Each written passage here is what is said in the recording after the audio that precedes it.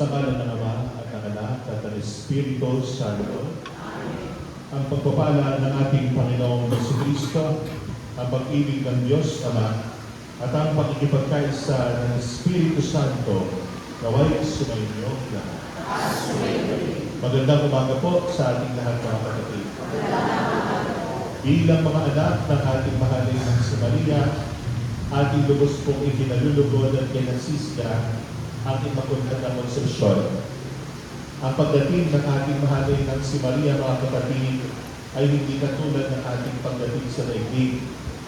Ang kanyang pagdating ay lubos na pinlano ng Diyos para sa ating kaligtasan, sapagkat ang kaligtasan yan ay ang kanyang anak na si Jesus. Mga kapatid, aminin natin ang ating mga kasalanan upang tayo maging marapat gumanap sa banal na pagdiriwang. Tayo po lahat. Inaamin ko sa mga pangyayari ng Diyos at sa inyo mga kapatid, na lupa akong nagkasala sa isip, sa salita, sa gawa, at sa aking pagkukulang.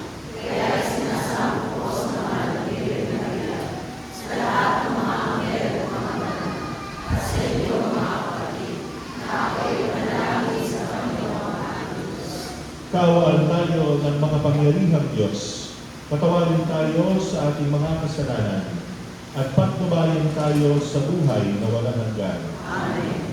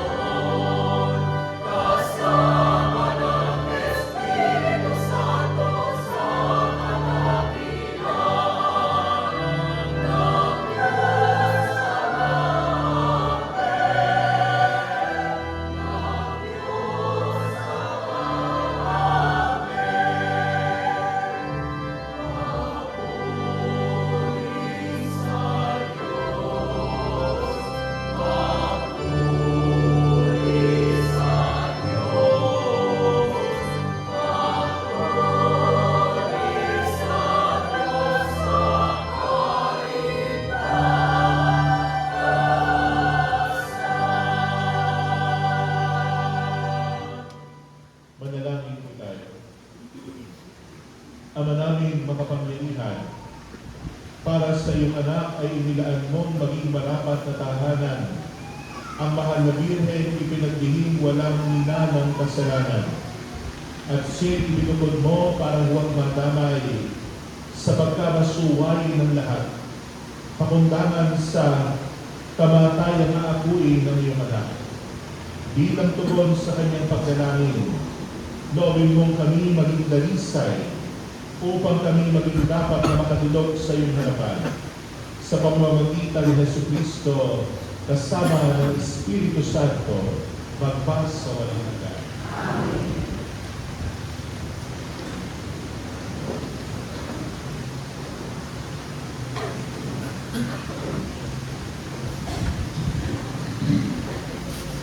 Ang salita ng Diyos mula sa aklat ng Genesis. Pagkakain ni Adan sa bunga ng puno, tinawag siya ng Panginoon at tinanong, "Saan ka naroon?" "Natakot po ako nang marinig ko kayong nasa hardin. Nagtago po ako sapagkat ako'y hubad," tugon ng lalaki. "Sinong may sabi sa iyong hubad ka?" tanong ng Diyos. "Bakit? Kumain ka ba ng bungang ipinagbabawal ko? Kasi pinakain po ako ng babaeng ibinigay ninyo sa akin," tugon ng lalaki. "Bakit mo naman ginawa iyon?" tanong ng Diyos sa babae. "Mangyari po, hiling lang ako ng ahas, kaya ako'y natuksong kumain," tugon naman niya. At sinabi ng Panginoon sa ahas, "Sa iyong ginawa'y may parusang dapat, na tanging ikaw lang iyong magdaranas. Ikaw ay gagapang ang hatol kong gawad, at alikabok ang pagkain dapat. Kayo ng babae laging mag-aaway, binhimot din niya'y laging maglalaban. Ito ang dudurog ng ulo mong iyan, at ang sakong niya'y ikaw ang tutuklaw." Eva ang itinawag ni Adan sa kanyang asawa, sapagkat ito ang ina ng sangkatauhan. Ang salita ng Diyos. Salamat sa Diyos.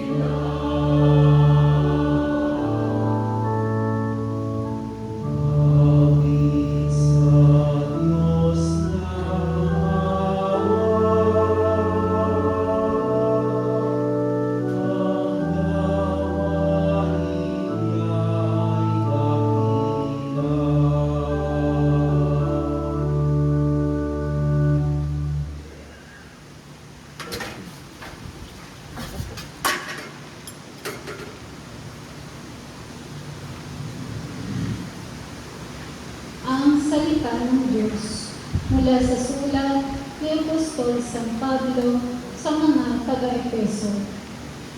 Magpasalamat tayo sa Diyos at Ama ng ating Panginoong Jesucristo. Pinagkalooban niya tayo ng lahat ng pagpapalang spiritual dahil sa ating pakikipag-isa kay Kristo. At sa ating ng pakikipag-isang ito, hinirang na niya tayo bago pa nilikha ang sanlibutan upang maging banal at walang kapintasan sa harapan niya. Dahil sa pag-ibig ng Diyos, tayo'y kanyang itinalaga upang maging mga anak niya sa pamamagitan ni Jesucristo. Yan ang kanyang layunin at kalooban. Purihin natin siya dahil sa kanyang kahangahangang pagkalinga sa atin sa pamamagitan ng kanyang minamahal na anak. At dahil kay Kristo, kami naging bayan ng Diyos na nagsagawa ng lahat ng bagay ayon sa kanyang panukala at kalooban. Nangyari ito nang kami nirangin niya noon pang una. Kami mga umasa kay Kristo sa lalong ikadadakilan niya. Ang salita ng Diyos.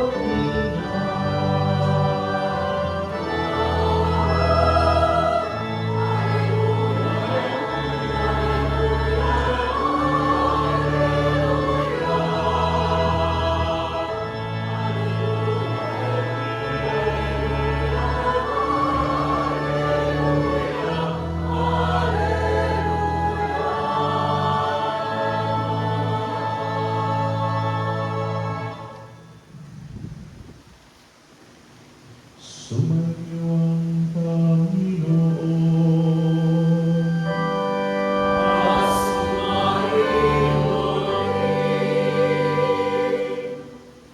Ang mabuting balita ng Panginoon ayon kay San Lucas.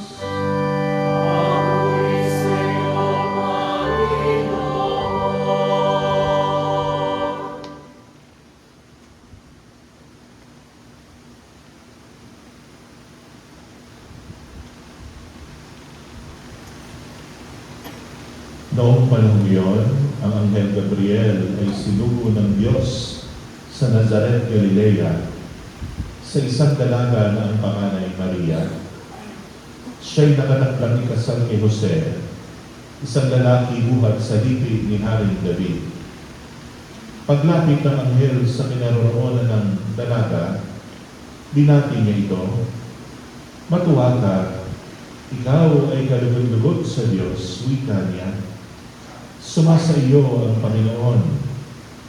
Nagulumihanan si Maria sa iyong pangungusap at inisip niyang mabuti kung ano ang kahulugan niyon. Kaya't sinabi sa kanya ng anghel, "Huwag kang matakot, Maria, sapagkat kinalulugdan ka ng Diyos. Makinig ka, ikaw ay magdilihi at manganganak ng isang lalaki, at siya'y tatawagin mong Jesus.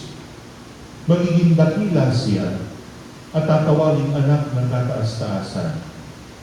Ibibigay sa kanya ng Panginoong Diyos ang trono ng kanyang amang si David. Maghahari siya sa angkan Yakob magpakailanman, at ang kanyang paghahari ay walang hanggan. Paanong mangyayari ito kay ako'y dalaga? Tanong ni Maria. Sumagot ang anghel, bababa